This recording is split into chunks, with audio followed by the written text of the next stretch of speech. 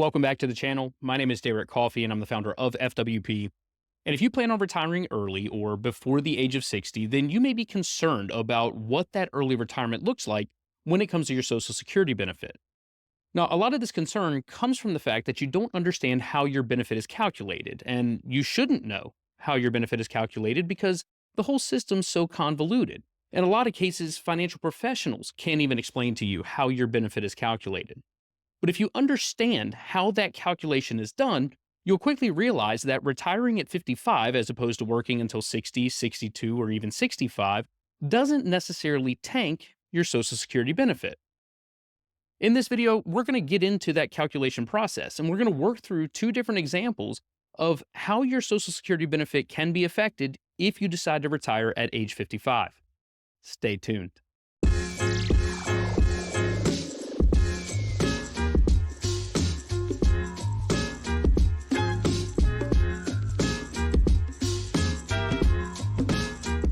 Before we get into the two examples, I want you to understand how your Social Security benefit is actually calculated.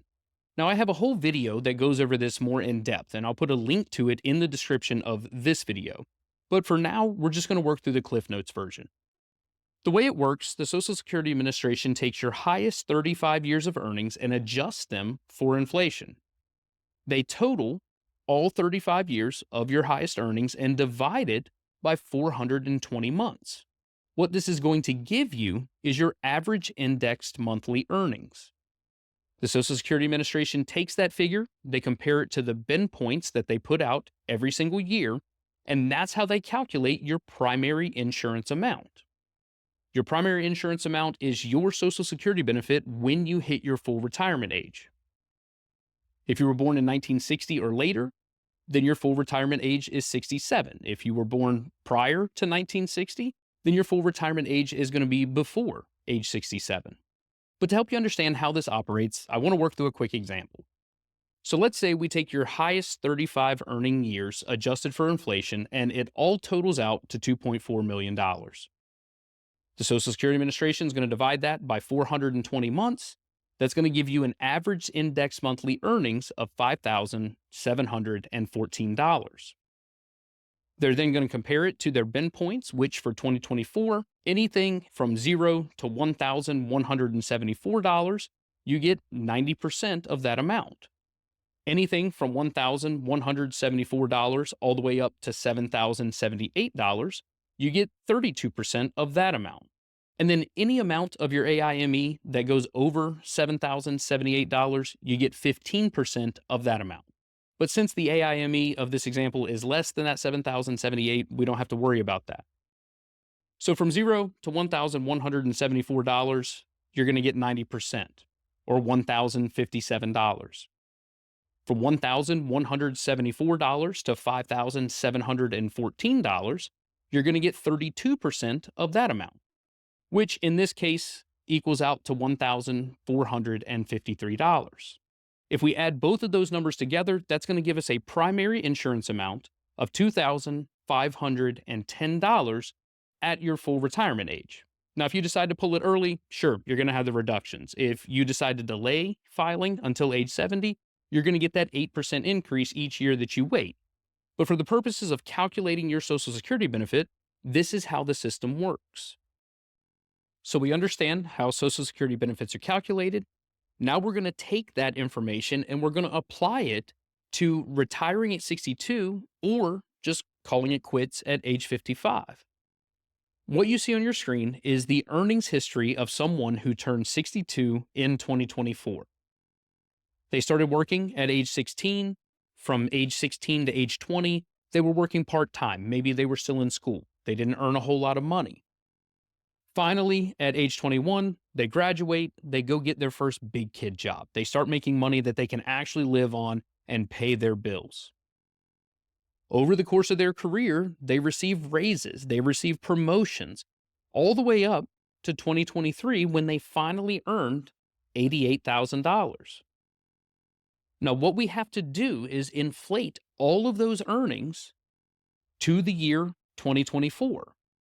And the way that the Social Security Administration goes about doing this is using wage indexes.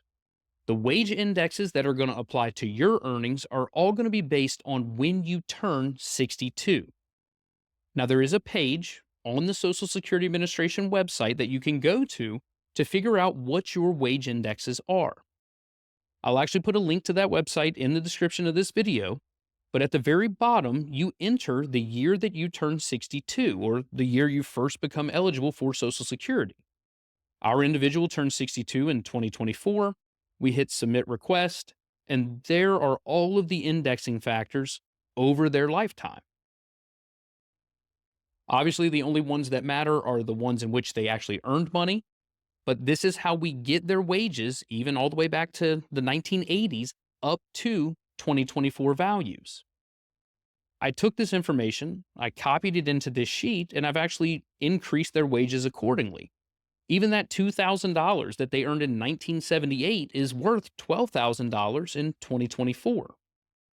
The $13,000 that they were earning from their first big kid job is worth $54,421 in 2024. One thing I do want to point out to you is that when you turn age 60, your wages are no longer indexed.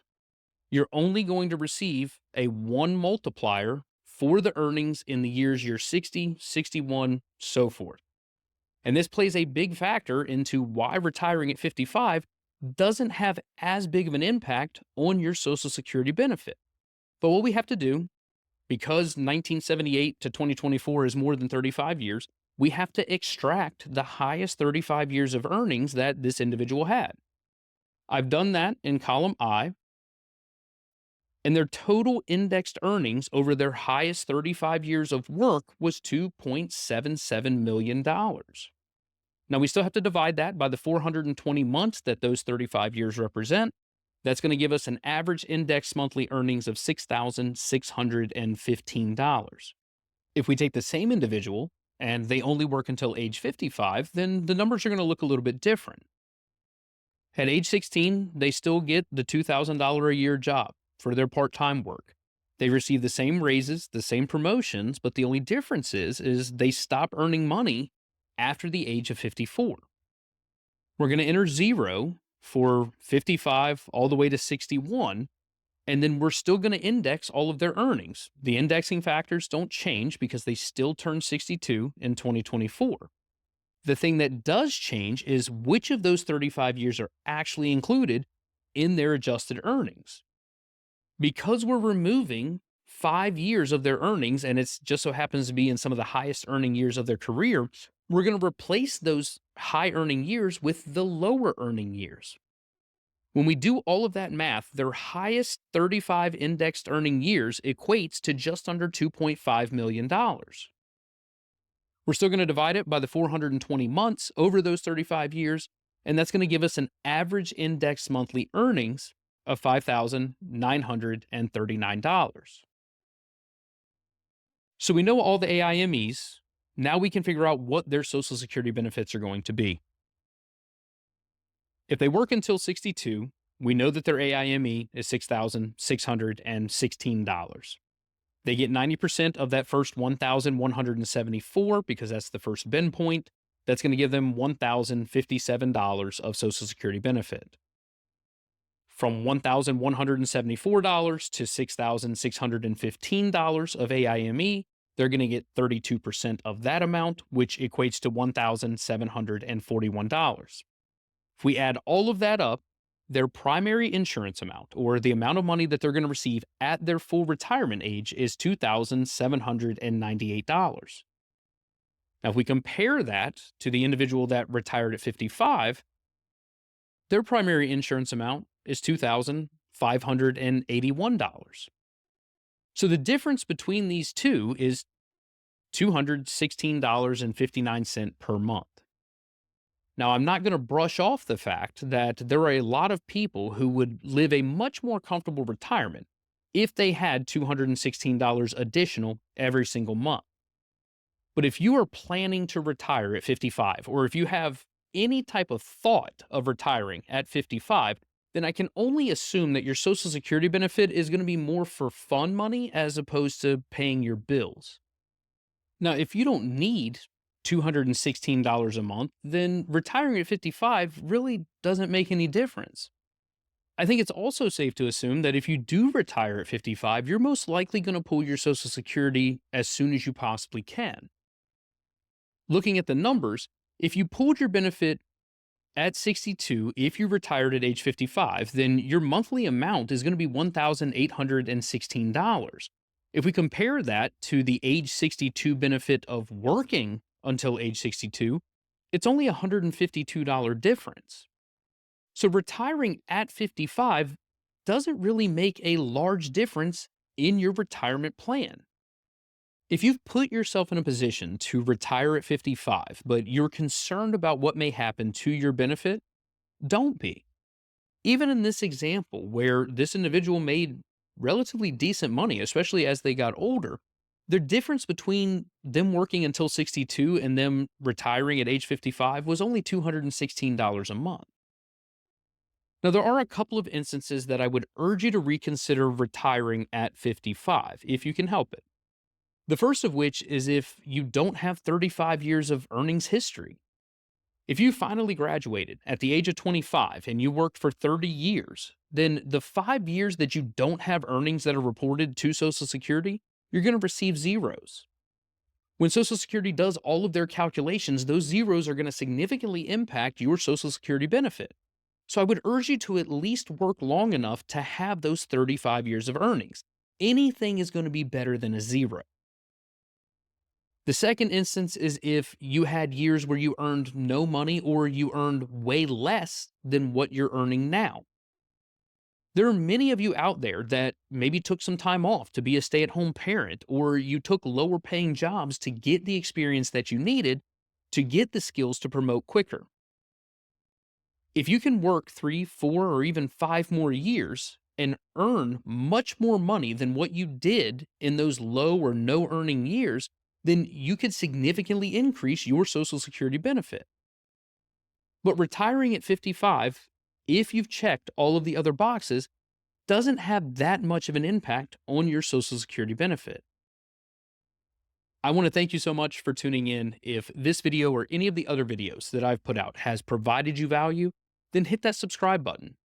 If you know someone who's mulling whether they should retire at 55 or just keep working because they don't know how it's going to affect their Social Security benefit, send this video to them. Maybe it'll help them understand that it's not as bad as it seems. But I thank you so much for tuning in. I'll talk to you soon.